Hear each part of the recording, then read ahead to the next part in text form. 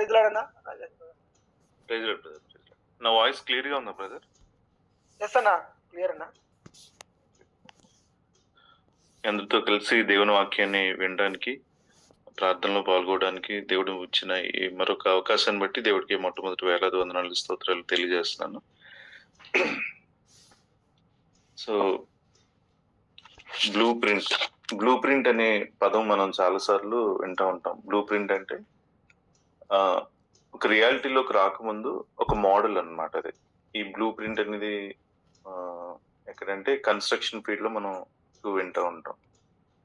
So ఎక్కడైనా మనం ఒక స్థలం అంటే ఒక అపార్ట్మెంట్ ఒక ఫ్లాట్ ఏదో ఒకటి కొనాలనుకున్నప్పుడు ఆ కన్స్ట్రక్షన్ వర్క్ జరుగుతున్న దగ్గరకో లేకపోతే ఆ కాంట్రాక్టర్ దగ్గరికి వెళ్ళినప్పుడు వాళ్ళు ఏం చూపిస్తారంటే ఒక ప్లాన్ చూపిస్తారు. ఈ బిల్డింగ్ ఇలా మారబోతుంది అని ఒక డిజైన్డ్ ప్లాన్ చూపిస్తారనమాట. చూపించి ఇలా ఉండబోతుంది, ఇలా బాల్కనీస్ వస్తాయి, ఇలాగా ఫేసింగ్ ఇటు ఉంటుంది, ఈవెన్ లోపల కూడా ఎమ్యూనిటీస్ అవన్నీ చూపిస్తారు. అంటే లోపల ఇంటీరియర్ ఎలా ఉంటది ఇవన్నీ చూపిస్తారనమాట. చూపించిన తర్వాత మనం కూడా ఇలా అవబోతుంది అని మనం కావాలంటే కొనుక్కుంటాం, లేకపోతే లేదు. కానీ వాళ్ళ దగ్గర ఒక ప్లాన్ అంటూ ఉంటది. సో మీరు యాక్చువల్ కన్స్ట్రక్షన్ సైట్ లోకి వెళ్ళారనుకోండి, అక్కడ ఏం కనబడుతుంది అంటే గోతులు కనబడుతూ ఉంటాయి, పునాదులు తవ్వుతూ ఉంటారు, లేకపోతే పునాదులు అయిపోతే గోడలు కడతా ఉంటారు, మొండి గోడలు ఉండొచ్చు, లేకపోతే స్లాబ్ వేస్తూ ఉండొచ్చు. చుట్టూ మీరు చూస్తే ఏవో క్లాత్లు కట్టేసి ఉంటాయి, కర్రలు పెట్టేసి ఉంటాయి, చిందరవందరగా ఉంటది. కానీ ఆ ఓనర్ దగ్గరికి వెళ్ళి మీరు అడిగారు అనుకోండి, ఇలా ఉంటది అని చూపిస్తాడు. ఏది ప్లాన్ ప్రకారం ఆ బ్లూ ప్రింట్ ఎలాగా మారబోతుందో అది చూపిస్తాడు అనమాట. కానీ మనం ఆ కన్స్ట్రక్షన్ సైట్ దగ్గరికి వెళ్ళి జరుగుతున్న పనిని చూసి ఒకవేళ రాంగ్ ఎస్టిమేషన్ వేసాం అనుకోండి, ఇలా ఉంది కదా, ఇలా ఎందుకు మారుతుంది, ఇలా మారదు అని రెండింటిని కంపేర్ చేసాం అనుకోండి, మనం ఎప్పటికీ కూడా అది తీసుకోలేం. దాంట్లోకి అసలు ఒక ముందడుగు కూడా వేయలేం. ఇంకా గోతులు తవ్వుతున్నారు, లేకపోతే ఇంకా గోడలే ఉన్నాయి అని చూస్తే. సో మనం నమ్మేది ఎప్పుడు కూడా ఎలా ఫినిష్డ్ వర్క్, ఎలా ఫినిష్ అవబోతుంది, ఎలాగ అది మారబోతుంది అది చూసి మనం దాన్ని ఇష్టపడతాం, లేకపోతే దాన్ని నమ్ముతాం ఆ బ్లూ ప్రింట్ ని. చాలా సార్లు మన జీవితం కూడా అలాగే ఉంటది. మన విశ్వాస జీవితం అవ్వచ్చు, లేకపోతే మన వ్యక్తిగతమైన జీవితం అవ్వచ్చు, ఈ లోక సంబంధమైన జీవితం కూడా అవ్వచ్చు. సో దేవుడికి ఒక ప్లాన్ ఉంటది, మన జీవితం పట్ల ఒక ప్రణాళిక ఉంటది. ఎందుకంటే ఆయన దేవుని వాక్యం ఏం చెప్తుందంటే, మీ ఆలోచనలు వంటివి కాదు నా ఆలోచనలు, మీ మార్గాలు వంటివి కాదు నా మార్గాలు, అవి భూమికి ఆకాశం ఎంత ఉన్నతంగా ఉంటుందో అంత ఉన్నతంగా ఉంటది అని దేవుని వాక్యం చెప్తుంది. దేవుడి యొక్క ఉద్దేశాలు, దేవుడి యొక్క మార్గాలు చాలా ఉన్నతంగా ఉంటాయి. వాటిని అర్థం చేసుకోవడానికి చాలా మనకి కష్టం. మానవ జ్ఞానంతో అర్థం చేసుకోవడం అనేది చాలా కష్టం అవుతుంది. సో దేవుడు మన జీవితం పట్ల ఇప్పుడు ప్రతి ఒక్కరి పట్ల, ఇప్పుడు వింటున్న ప్రతి ఒక్కరి పట్ల కూడా దేవుడికి అద్భుతమైన ప్లాన్ ఉంటది. కానీ ఒక్కొక్కసారి మన జీవితాన్ని చూసుకున్నప్పుడు ఇంకా గోతులు తవ్వుతున్న ఆ స్థితిలో ఉండొచ్చు, లేకపోతే పునాదులు ఆ స్థితిలో ఉండొచ్చు, మొండి గోడల్లా కనబడొచ్చు, లేకపోతే ఏదో ఒకటి ఆ చుట్టూ అంతా చిందరవందరగా ఉండొచ్చు. సో మన జీవితాన్ని ఎలా చూసుకుంటున్నాం, మన కళ్ళలోంచి చూస్తున్నావా, దేవుని యొక్క కోణంలోంచి, దేవుని యొక్క కళ్ళలోంచి చూస్తున్నావా, దేవుని యొక్క ప్లాన్ లోంచి చూస్తున్నావా అనేది మన జీవితంలో సంతోషాన్ని, సమాధానాన్ని, లేకపోతే ఒక దృఢమైన విశ్వాస జీవితాన్ని జీవించడానికి అది ఆస్కారం అవుతుంది అనమాట. ఎలా చూసుకుంటున్నాం మన జీవితాన్ని. నేను ఇప్పుడు చెప్పబోతుంది నా జీవితంలో జరిగిందని చెప్తే మీకు క్లియర్ గా అర్థం అవుతుంది. నేను లాస్ట్ టైం కూడా చెప్పాను, నా కాలు మళ్ళా పెయిన్ వచ్చినప్పుడు 10 years క్రితం వచ్చింది. తర్వాత మళ్ళా వచ్చినప్పుడు 10 years క్రితం దేవుడు చెప్పిన మాట ఏంటంటే, ఆయన పొందిన దెబ్బలు గాయాల చేత నీకు స్వస్థత. ఆ మాట నన్ను విడుదల చేసింది. డాక్టర్లు ఆపరేషన్ అది ఇది అని చెప్పిన తర్వాత వాటన్నిటినీ నమ్మకుండా దేవుని వాక్యాన్ని నమ్మడానికి దేవుడు ఆ మాట ద్వారా నన్ను బలపరుచుకుంటూ వచ్చాడు. ఆ 10 ఇయర్స్ కూడా చాలా మళ్ళీ ఎటువంటి ఇష్యూ రాలేదు. మళ్ళీ 10 ఇయర్స్ తర్వాత ఎగ్జాక్ట్‌లీ 10 ఇయర్స్ తర్వాత మళ్ళా వచ్చినప్పుడు నేను మళ్ళా ప్రాబ్లమ్ వైపు చూడడం మొదలుపెట్టాను నేను. ఎందుకంటే ఇంకా మనం శరీరంలోనే ఉన్నాం గాబట్టి, మన మనసు, మన శరీరం ఇంకా యాక్టివ్‌గా పనిచేస్తూ ఉంటది గాబట్టి, మనలో పోరాటాలు, విశ్వాస పోరాటాలు జరుగుతా ఉంటాయి గాబట్టి, వాక్యం లేకపోతే మన సెన్సెస్, మన ఆహ్, మన జ్ఞానేంద్రియాలు చెప్తున్నది, మనం చూస్తున్నది, మనం వింటుంది, మనం ముట్టుకుంటుంది, మనం అనుభవిస్తుంది. ఈ జ్ఞానం, దేవుని జ్ఞానం. ఈ రెండిటి మధ్య ఎప్పుడు కూడా యుద్ధం జరుగుతూనే ఉంటది. సో, దాంట్లో ఒక భాగంగా ఏంటంటే, నేను మళ్ళా 10 సంవత్సరాల క్రితం డాక్టర్లు చెప్పిన మాటని, ఇప్పుడు నేను అనుభవిస్తున్న పెయిన్‌ని, వీటి మీదకి నా మనసెళ్ళేసరికి చాలా రకాల ఆందోళనలు, చాలా రకాల ఆలోచనలు నాలో బయలుదేరాయన్నమాట. ఒక రకంగా చెప్పాలంటే మీకు చెప్తాను. ఆ కాలు పోయినప్పుడు పీక్ లెవెల్‌లో నేను ఏం ఆలోచించానంటే, అంటే నేను చాలా సెర్చ్ చేశానన్నమాట. మనకేదైనా ఇష్యూ వచ్చినప్పుడు, ఇష్యూ మీదకి మన మనసెళ్ళిపోయినప్పుడు, అది ఇంకా లోపలికి డ్రైవ్ చేస్తా ఉంటది. నాకు ఎంతవరకు వెళ్ళిపోయానంటే ఆలోచన, ఇది బోన్ క్యాన్సర్ ఏమో అన్న వరకు వెళ్ళిపోయాను. ఎందుకంటే రకరకాల సింప్టమ్స్, రకరకాల ఆ టెస్ట్ రిజల్ట్స్ ఇవన్నీ అలా కనబడుతున్నాయి. నేను ఆలోచిస్తున్నాను కాబట్టి అలా కనబడుతుంది. సో, వీటిలో ఉన్నప్పుడు నేనెలా చూసుకుంటున్నాను, 10 సంవత్సరాల క్రితం దేవుడు చేసిందేంటి? నన్ను స్వస్థపరిచాడు.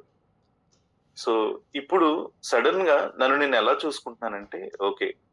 మళ్ళా నేను ఆరోగ్యంతో ఉండను. అంటే ఆ కాలు విషయంలో మళ్ళా నేను కుంటుకుంటా నడవాల్సిందే. ఆపరేషన్ జరిగితే మెటాలిక్ బాల్ ఎయాల్సిందే. కాబట్టి నా నడిచే విధానం మారిపోతది. ఒక రకమైన అవిటితనంతో ఉంటాను అని నన్ను నేను ఎలా చూసుకుంటున్నానంటే, నా ఆలోచనలోంచి చూసుకుంటున్నాననమాట. ఒక సిక్ పర్సన్‌గా ఎవరొకళ్ళు నాకు సహాయం చేస్తే తప్ప నేను నడవలేని పరిస్థితిలో ఉన్నట్టు ఇవన్నీ చూసుకుంటున్నాను. నా నా ముందున్న పిక్చర్ ఎందుకలా మారింది అంటే, నాలోంచి నేను చూసుకుంటున్నాను గాబట్టి. నా ఆలోచనలోంచి నేను చూసుకుంటున్నాను గాబట్టి. కానీ దేవుని మహా కృప ఏంటంటే, పరిశుద్ధాత్మ దేవుడు మనల్ని సర్వసత్యంలోకి నడిపించడానికి ఆయన ఎప్పుడు మనం వెనకుండి పనిచేస్తా ఉంటాడు. ఆయన ఆయన కృప మన మీద నిత్యం ఉంటది గాబట్టి, ఆయన పిల్లలు అలాగా బాధపడుతూ అవిశ్వాసంలోనో, లేకపోతే ఆందోళనలోనో ఉండడం ఆయనకిష్టం లేదు గాబట్టి, మనం వెనకుండి పనిచేస్తూ ఉంటాడు. సో, దేవుని యొక్క మహా కృప ఏంటంటే, నేను యాక్చువల్‌గా డాక్టర్ దగ్గరికెళ్ళక ముందు, ఒక 3 డేస్ ఫాస్టింగ్ ప్రేయర్‌లో ఉండాలి అని అనుకున్నానన్నమాట. మా ఫ్యామిలీ మెంబర్స్ అందరూ కూడా త్వరగా చూపించాలి అన్న దాంట్లో వాళ్ళున్నారు. నేను ప్రేయర్‌లో ఉండాలి అన్నది అనిపిచ్చింది. అది దేవుని యొక్క ప్రేరేపణ అది. అది నాది గాదు. ఎందుకంటే నేను ఆలోచిస్తున్న ఆలోచనల మధ్యలో ప్రార్థన చేయాలన్న వచ్చిన ఆలోచన అది పరిశుద్ధాత్మ దేవుడిది. సో, ప్రార్థన చేయాలి అని అనుకున్నాను. అది 3 రోజులా, 4 రోజులా, 10 రోజులా అనేది పక్కన పెడితే, ప్రార్థన చేయాలి అనే ప్రేరేపణ ప్రార్థనలోకి నడిపించేది ఖచ్చితంగా దేవుని ఆత్మే, పరిశుద్ధాత్మ దేవుడే. ఎందుకంటే యేసుప్రభువును కూడా ఆయన బాప్తిసం తీసుకున్న తర్వాత పరిశుద్ధాత్ముడు ఏం చేస్తాడంటే, ఒంటరిగా అరణ్యంలోకి తీసుకొనెళ్తాడు ప్రార్థించడానికి. సో, మనల్ని ఎప్పుడు కూడా ప్రార్థనలోకి నడిపించేది పరిశుద్ధాత్మ దేవుడే, దేవుని స్వరాన్ని వినడానికి. సో, అక్కడ ఆ 3 రోజుల ప్రార్థనప్పుడు ఒక రోజు నార్మల్‌గా ఉంది. 2 రోజులు నార్మల్‌గా ఉంది. 3 రోజులు. ఈ 3 రోజుల్లో నేను అడిగిందేంటంటే, ప్రభువా నాతో ఒక మాట మాట్లాడు. నువ్వు మాట్లాడితే నాలో ఉన్న ఈ సమస్తం అన్నీ పోతది. నా ముందు ఏం జరుగుతుందో నాకు క్లియర్‌గా అర్థమవుతది. ఒక్క మాట మాట్లాడు అన్నప్పుడు, ఈ 3 రోజుల్లో ఒక రోజు, మూడో రోజు దేవుడు నన్నడిగిన ప్రశ్న ఏంటంటే, ఆయన కలుగ చేసుకునే ప్రశ్న ఏంటంటే, యేసుక్రీస్తు రక్తం నిన్ను కడిగి, నిన్ను శుద్ధీకరించింది అని నువ్వు నమ్ముతున్నావా? అవును ప్రభు, నేను నమ్ముతున్నాను. నేను నీతిమంతుడిని, పరిశుద్ధుడిని. నా పాపాలన్నిటిని నువ్వు కడిగి శుద్ధీకరించావు 2003 మార్చి 8వ తారీఖున. సో, ఈ అనుభవం మనందరి జీవితాల్లో ఒక్కొక్కరికి ఒక్కొక్క రకంగా ఉంటది. మీ మీరు మీరు రక్షింపబడిన రోజులు మీరు గుర్తు చేసుకుంటే, క్రీస్తుని అంగీకరించిన రోజును గుర్తు చేసుకుంటే, ఇప్పుడు ఈ మీటింగ్‌లో ఉన్న ప్రతి ఒక్క వ్యక్తి కూడా బల్లగుద్ది చెప్తారు, నేను నీతిమంతుడిని, పరిశుద్ధుడిని. ఎందుకంటే యేసుక్రీస్తు రక్తం నన్ను కడిగి శుద్ధీకరించింది అని. సో దేవుడు వెంటనే అడిగినా నేను అదే ఒప్పుకున్నాను. ప్రభువా నేను పాపిని కాదు, నేను నీతిమంతుడిని, నేను పరిశుద్ధుడిని, నేను నీకు చెందిన వ్యక్తిని అన్న వెంటనే దేవుడు అడిగిన మరి ఇంకొక ప్రశ్న ఏంటంటే, యేసుక్రీస్తు రక్తం నిన్ను కడిగి శుద్ధీకరించింది, నిన్ను నీతిమంతుడిగా చేసింది అని నువ్వు నమ్మితే క్రీస్తు రక్తాన్ని నమ్మిన నువ్వు క్రీస్తు శరీరాన్ని కూడా నువ్వు నమ్మి తీరాలి.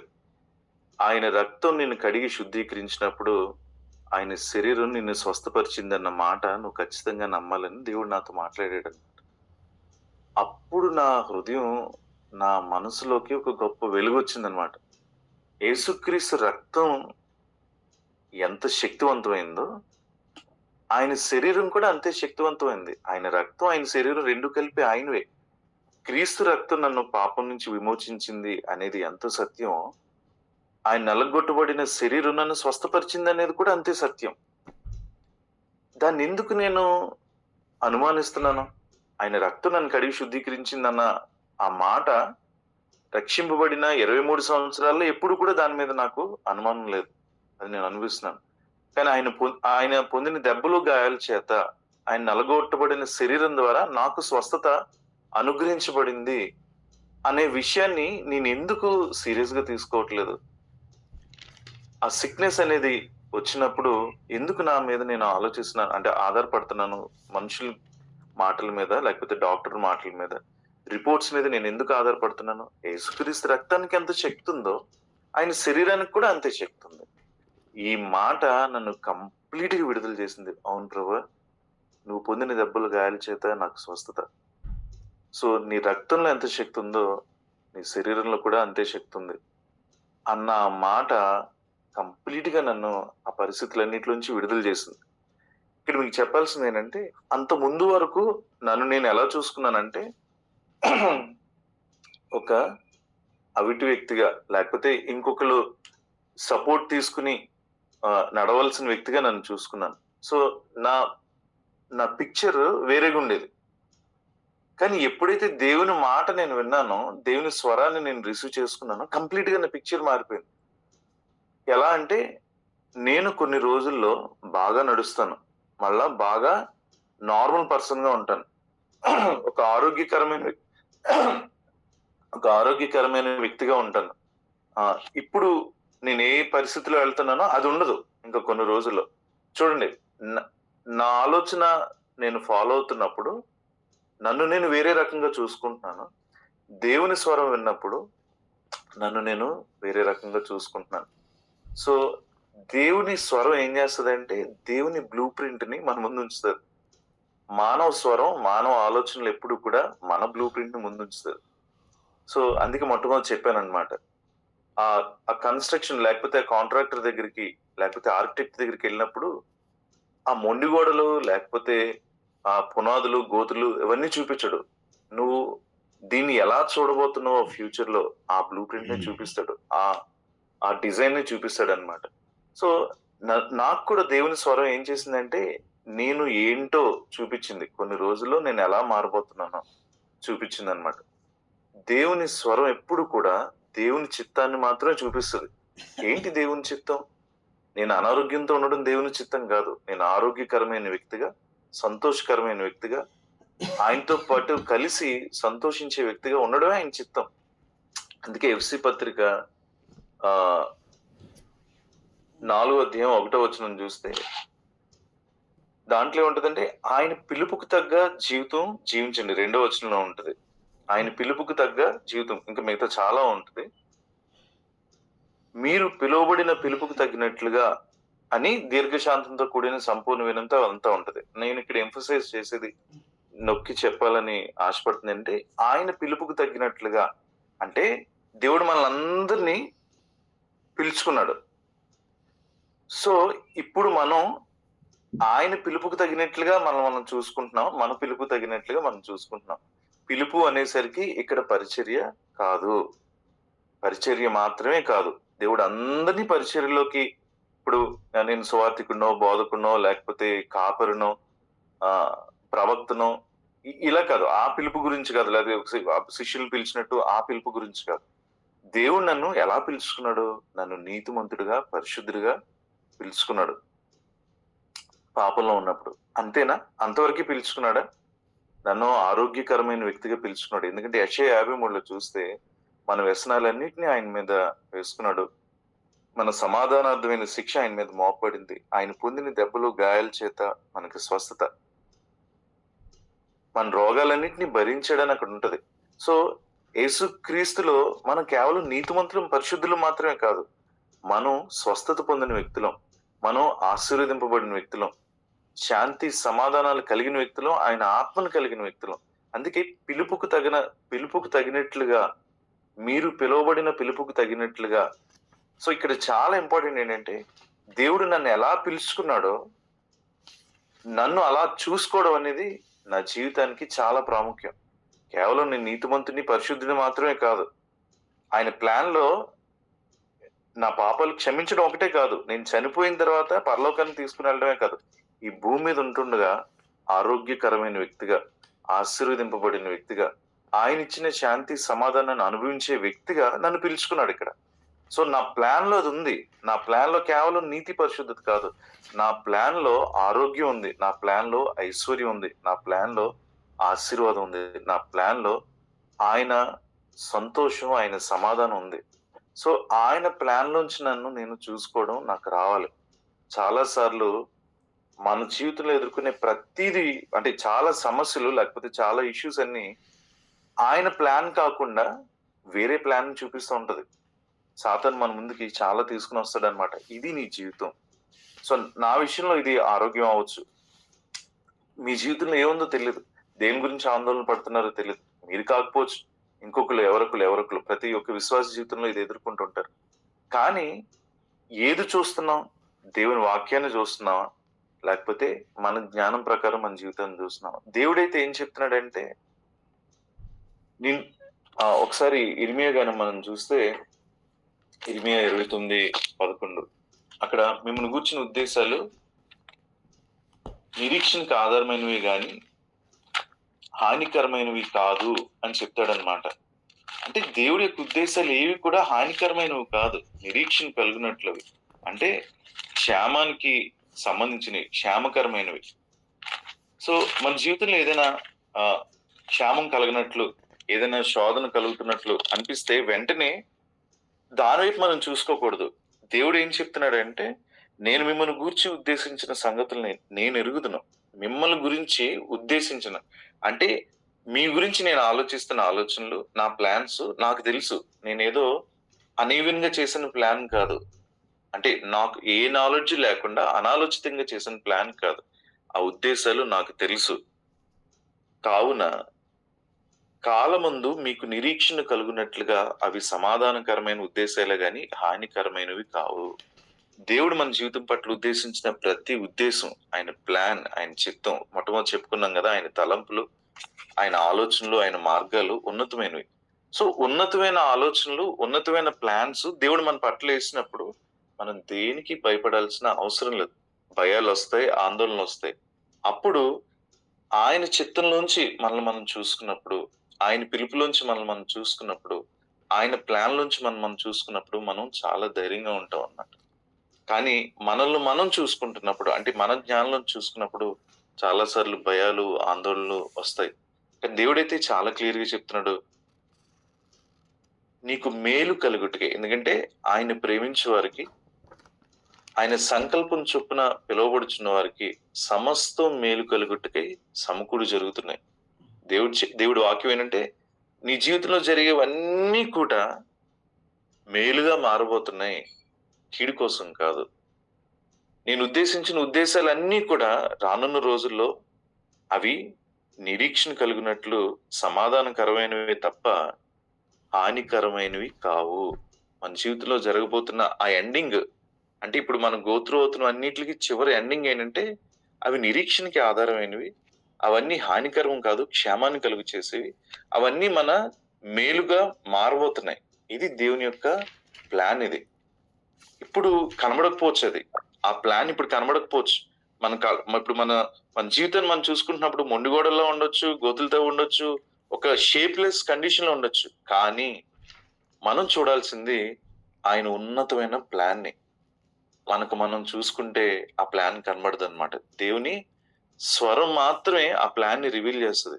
ఆ 3 రోజుల్లో దేవుని మాట నన్ను ఆయన చిత్తాన్ని చూడ్డానికి, ఆయన చిత్తంలోంచి నా జీవితాన్ని నేను చూసుకోవడానికి, ఒక ఆరోగ్యకరమైన వ్యక్తిగా నేనింకా పెయిన్‌లో ఉంటుండగానే, పెయిన్ అనుభవిస్తుండగానే, ఇంకా నేను డాక్టర్ దగ్గరికెళ్ళక ముందే, ఇంకా ఆ మెయిన్ టెస్ట్‌లు, స్కానింగ్‌లు వెళ్ళక ముందే నన్ను సిద్ధపరిచి, నేను విడుదల పొందే వ్యక్తిని. నేను స్వస్థత పొందిన వ్యక్తిని. కాబట్టి డాక్టర్ దగ్గరికి నేను ధైర్యంగా ఎళ్ళగలిగాను. ఆ ఎంఆర్ఐ స్కాన్‌లు, ఆ టెస్ట్‌లు అవ్వని, ఇవ్వని ఇవన్నీ చేయించుకోగలిగాను. ఆ డాక్టరు "నీకు ఆపరేషన్ పడిపోతది" అన్నప్పుడు అక్కడ నా మనసు నెమ్మదిగా ఉండగలిగింది. కాబట్టి వెంటనే దేవుడు కలుగ చేసుకొని, ఆ డాక్టర్‌కి జ్ఞానం ఇచ్చి, "బాబు నీకసలు ఏ ఆపరేషన్ అవసరం లేదు. జస్ట్ ఒక 3 వీక్స్ బెడ్ రెస్ట్ తీసుకుంటే చాలు." ఈ ఈ పరిణామాలన్నిటిలో నన్ను నడిపించిన మాటేంటంటే, ఆయన శరీరానికి శక్తుంది. ఆయన పొందిన దెబ్బలు గాయాల చేత నీకు స్వస్థత. అంటే నా ఆలోచనను పక్కన పెట్టి, దేవుని చిత్తం, దేవుడు నా జీవితంలో చేసిన దాన్ని ఆయన నా కళ్ళ ముందు ఉంచాడు గాబట్టి, ఏం జరగబోతుందో, ఆయన ఏం చేయబోతున్నాడో, నన్నెలా మార్చబోతున్నాడో, ఈ పరిస్థితులన్నిటికి ఎండింగ్ ఏంటో దేవుడు నా కళ్ళ ముందు ఉంచాడు గాబట్టి, నేను ధైర్యంగా ఉన్నాను. సో, దేవుని స్వరం, దేవుని చిత్తాన్ని మన జీవితాలకి తెలియచేస్తుంటది. ఇంక ఏ స్వరం అయినా సరే దేవుని చిత్తంలోంచి మనం బయటకొచ్చేస్తూ ఉంటాం. కాబట్టి మన ప్లాన్ మన జీవితం పట్ల ఉన్న ప్లాన్ ఆయన చేతుల్లో ఉంది. నీ కాలగతులు యెహోవా వశంలో ఉన్నాయని దేవుని వాక్యం చెప్తది. కీర్తనకారుడు 31వ కీర్తనలో చెప్తాడన్నమాట. నా కాలగతులు నీ చేతిలో ఉన్నాయి. My days are in your hands. ఎంత గొప్ప మాటండి అది. ఎంత ధైర్యాన్నిచ్చే మాట.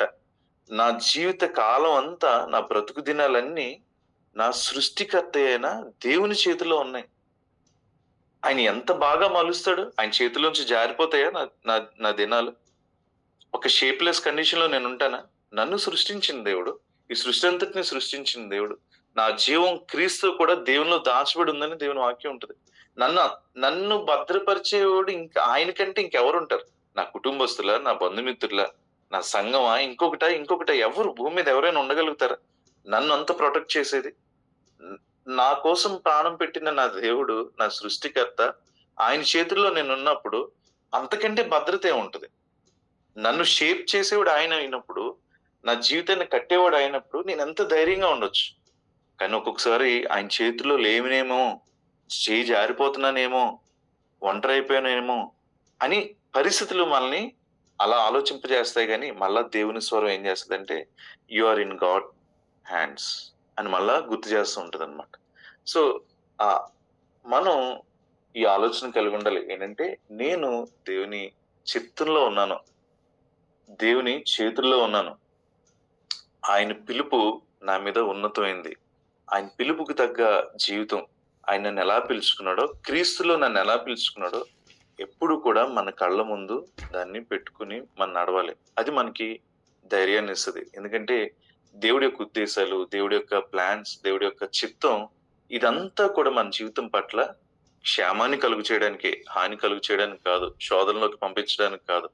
మనం నీతిమంతులుగా, పరిశుద్ధులుగా, ఆరోగ్యకరమైన వ్యక్తులుగా, స్వస్థతను అనుభవిస్తున్న వ్యక్తులుగా, శాంతి, సమాధానాన్ని అనుభవించే వ్యక్తులుగా, ఈ భూమి మీద ఆశీర్వాదానికి కారకులుగా మనల్నందరినీ దేవుడు ఎంచుకున్నాడు. We are the children of God. మనం ఆర్డినరీ పర్సన్స్ కాదు. దేవుని పిల్లలం అన్నమాట. ఈ భూమి మీద ఈ చీకట్లో ఉన్న లోకానికి వెలుగుగా, ఉప్పుగా దేవుడు మనల్ని పిలుచుకున్నాడు. ఉన్నతమైన పిలుపు మన మీద ఉంది.